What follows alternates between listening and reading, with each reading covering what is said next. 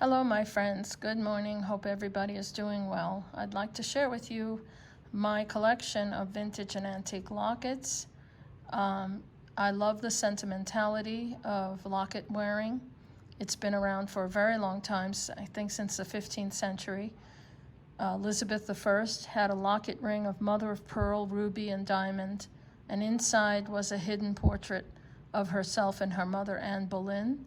Queen Victoria also wore lockets with images of her children and pieces of the hair from all of her children. After her husband died, Prince Albert, she wore a portrait, a miniature portrait of him, and a locket of his hair. It also started popularity as well in all the wars, the Civil War, World War I, World War II, and people would carry a sentiment, a photo, or a lock of hair from their loved ones. Mothers wore them to remember their children and their families, and lovers and sweethearts gave lockets to each other. And men even wore lockets, although they used them more as watch fobs and on their pocket watches, which I have a couple. Anyway, figurals, Art Nouveau pieces, large lockets are still very collectible and now command extremely high prices. Although when I was starting to collect, I didn't pay a lot for any of these. And I just love the engraving on a lot of them. And if I found pictures inside, I usually didn't take them out. Here is a beautiful oval locket with paste stones, an amethyst glass center stone. Just an incredible locket. The little girl's picture inside.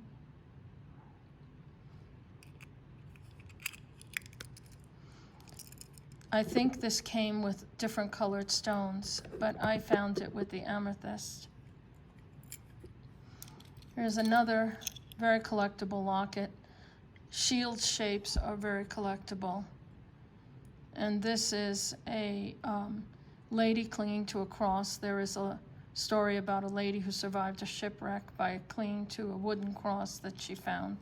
Notice the ocean all around. And it's not been used. One of my favorite pieces. I love flowers on pieces as well. I would say this is about 1920. An Art Nouveau locket.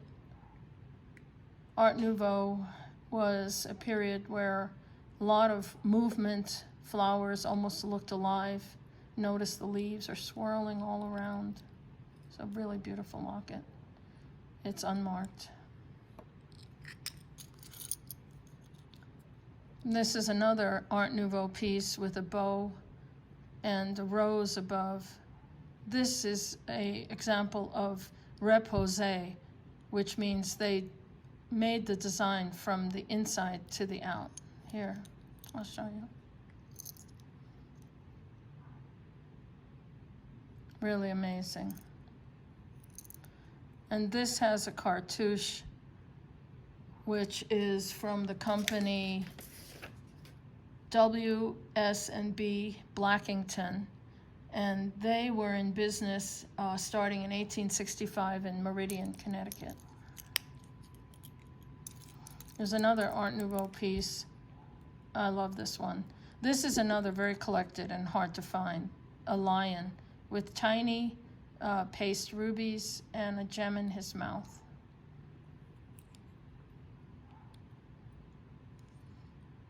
And that's the original picture inside. That looks about 1920.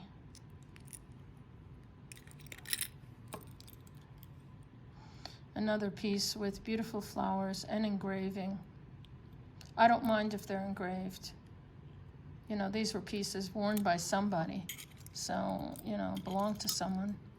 I'm not going to take it apart.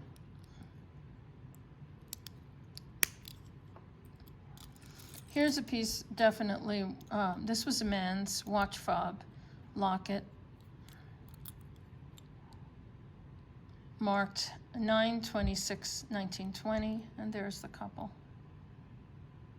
It was probably either their engagement date or their wedding date. You could tell by the clothing they wore. Very sweet.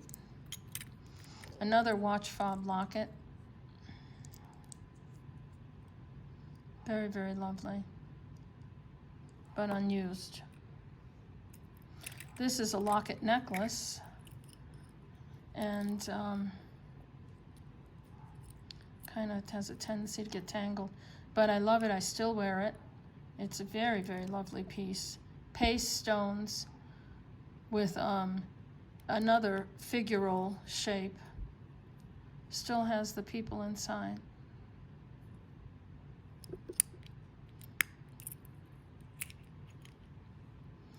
Here is a locket that was worn on a fur or a heavy coat.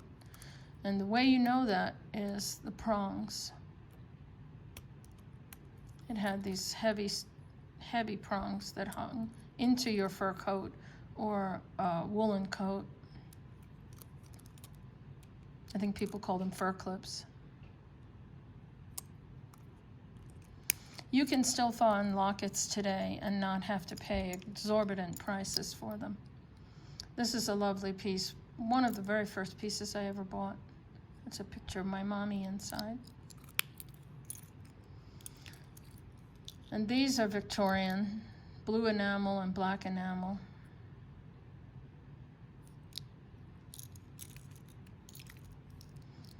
Another Victorian piece. This piece has the blue enamel inside.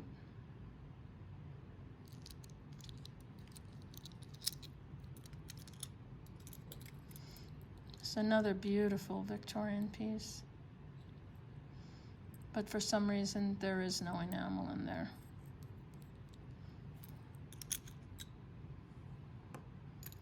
Then, of course, you have lockets, sweetheart lockets. A lot of people collect them for Valentine's Day. I don't care. I collect them all. I collect almost any kind of locket. Beautifully engraved. This one has my initial on it. And has two beautiful children in there.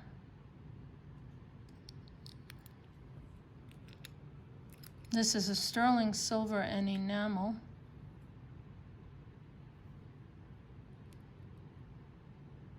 With the enamel inside. This is an Art Nouveau sterling silver piece.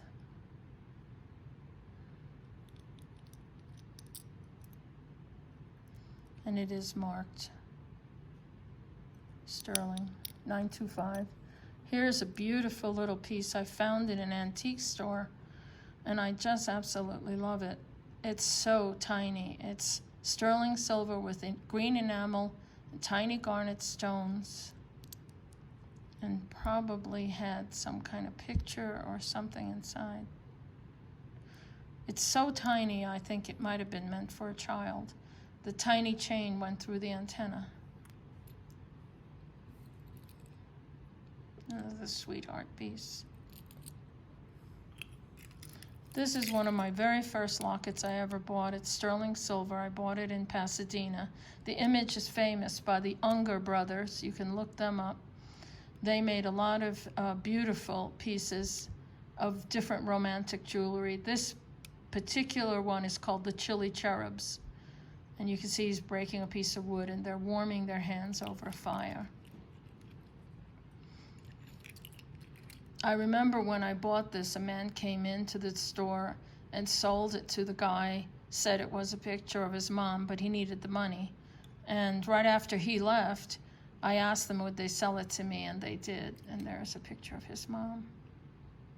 And when I was young, I used to have hair even longer than that. So I just loved it. I never took her picture out. And I mounted that on a pearl chain, pearl and sterling. Here's another sterling piece. A lot of beautiful sterling was made in England. As far as memorial pieces go, this is early. you can tell by the beveled glass. This was never used. It's called a spinner locket. They made spinner rings and they made spinner lockets. Here's the back. Has the old C clasp and again the beveled glass, and it's spun around. So what you could do is you could put the picture of your loved one, and in the back here you would put a piece of their hair. And in the Victorian times, there actually was an industry of hair jewelry. Some people find it morbid, but I don't really have any hair jewelry. It's not a particular thing I search for, but see, it spins. And this was just a piece of paper they used. So this was never actually, someone actually never used it. And then here's a piece that has a Persian turquoise glass, and this is Victorian. Has a space in the back to put the hair or a picture of your loved one.